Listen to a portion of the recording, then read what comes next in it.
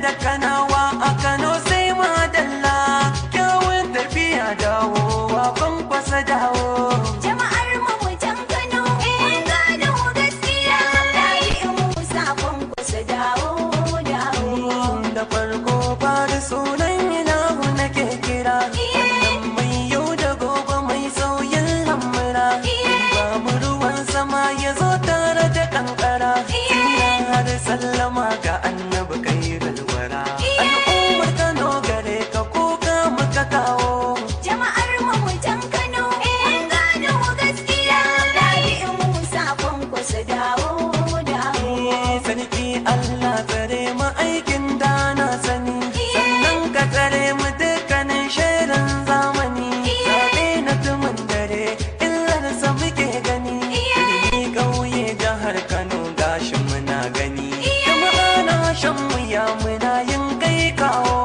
jama'ar mu mutan Kano gano gaskiya Rabi'u Musa kwankwasa dawo mun kyala zuma a yanzu mun kama maɗaciya mun saki tattabara marainu wahainiya. In an area of 20,131 kilometers square holds a great people of over 9 million, making them the largest metropolitan population in Nigeria.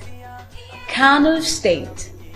The Great Kano State, known for its rich culture, great people, and also known as the economic center of northern Nigeria.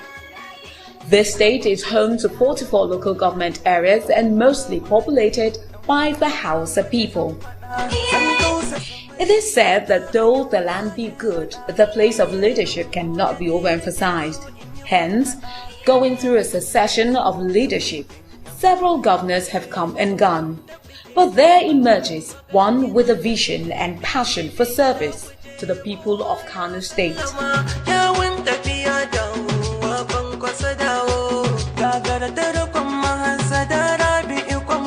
Elected as Executive Governor of Kano State in 1999 till 2003, a period where he displayed his sense of selfless service in an administration that brought about great developmental changes in various sectors, including the feeding of primary school pupils to motivate and enhance the willingness for education.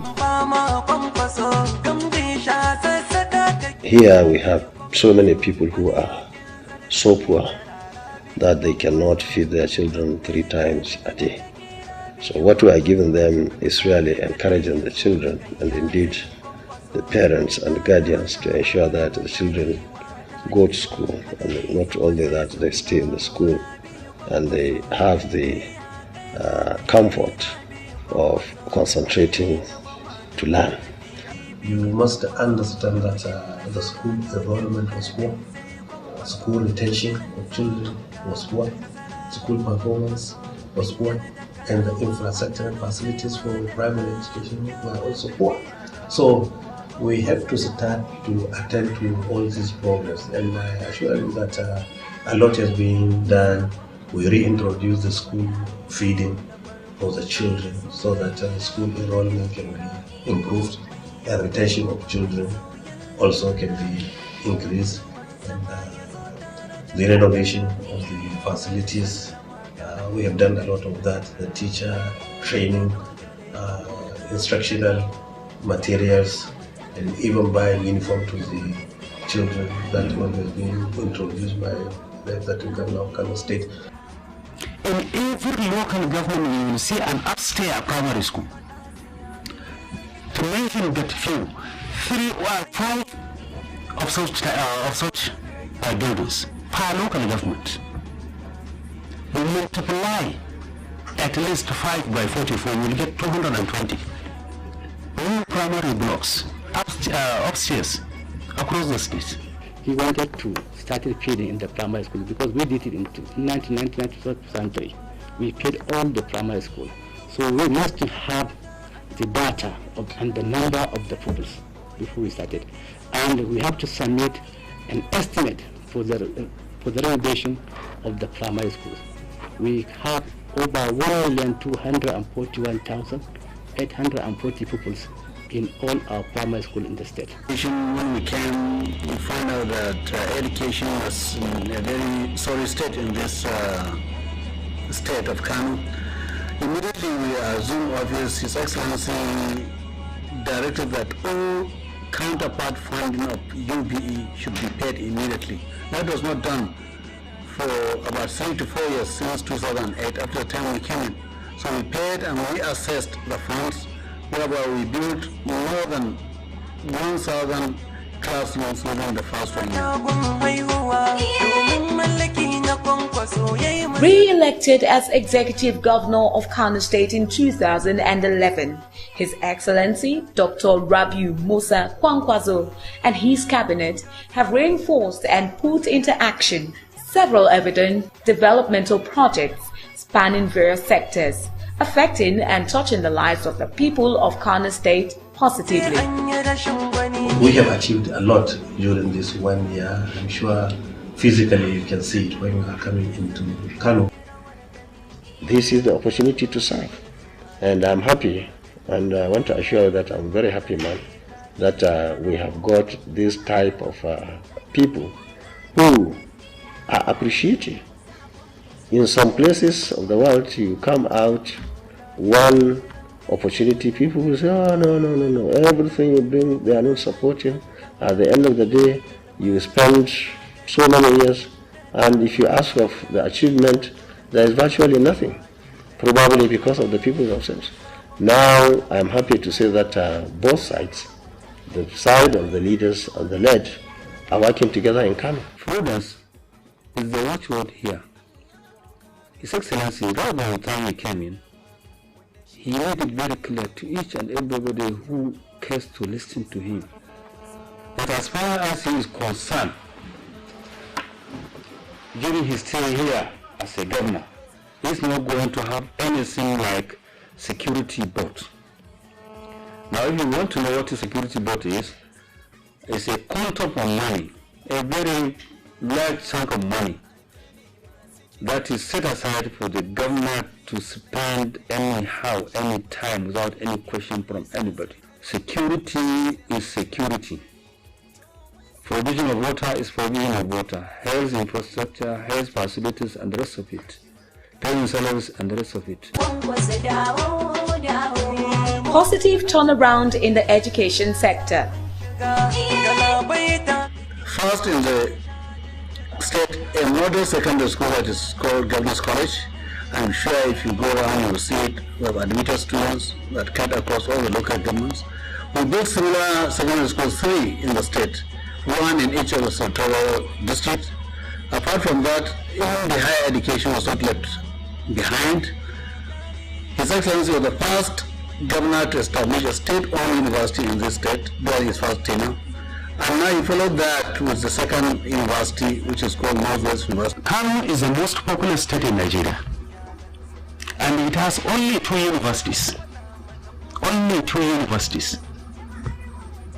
Now that another university is under construction by this administration, see the pride of it. Not only Kano State University, but Northwest University. The catchment area of this university is the 7 states of the northwestern region. We discussed the issue of establishing 44 craft schools, 1 per local government. We are establishing 18 this academic session, 2012-2013. The remaining will be established next year. We have established 20 institutes in order to improve youth empowerment all over the state. We are doing whatever is necessary to ensure that our secondary education is improved by way of training and retraining of teachers, provision of teaching materials, and of course paying them salaries and allowances and so on. So we are also working on secondary education, so also the tertiary. We have established 20 institutions or institutes plus 1 university, the Northwest University, and That's where the issue of 500 young men and women who are from this state came in, because we realized that the rate at which we are going, we will find it extremely difficult, especially in the near future, on how to manage these institutes. We need a lot of manpower, and we have quite a number of young men and women who have their degrees. Not only they have degrees, they have their degrees in flying colors. We have at least 20 that were able to register, who are not employed, who have got first class. And we have those with 2-1, second class upper. Total, we have about 900. And we started as a start to select 500 out of them. And later we added one to say this is first phase. That is the first batch. And the state government decided to go around the world and get admission for these young men and women from our own side. We consulted all those stakeholders and were able to get admission from at least 12 countries. And when we got the admission letters, we decided to invite them with their parents and the guardians to give them the admission letters, to go and look at them and ensure that it's a sort of course that they would want to pursue from that country and of course that university.